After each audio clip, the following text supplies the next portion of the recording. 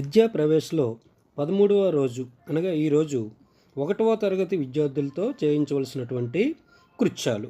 So దీనిలో భాగంగా మొదటిగా మనం లాంగ్వేజ్ అండ్ లిటరసీ డెవలప్మెంట్కి సంబంధించి ఏ కార్యక్రమాలు నిర్వహించాలి. సో ఇందులో టీచర్ దిస్ ఈజ్ మై అనే ఒక వర్డ్ని యూజ్ చేస్తూ శరీర భాగాలను ఇంగ్లీష్లో పరిచయం చేసి పిల్లలతో చెప్పించవలసి ఉంటుంది. వీటి కోసం this is my leg, this is my hand, this is my hair, this is my stomach, this is my head. So ఈ విధంగా పిల్లలందరితో కూడా ఇంగ్లీష్లో పదాలను చెప్పించవలసి ఉంటుంది. కాగ్నిటివ్ డెవలప్మెంట్కి సంబంధించినటువంటి కృత్యాలు. ఒక చిన్న డబ్బా ఆకారంలో ఉన్న వస్తువులను గుర్తించండి. చతురస్రం వాటి పేర్లను చెప్పించాలి.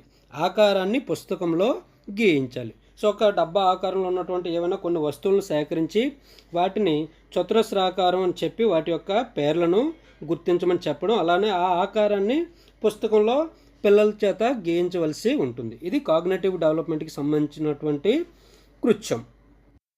ఫిజికల్ డెవలప్మెంట్కి చేయవలసినటువంటి కృత్యాలు.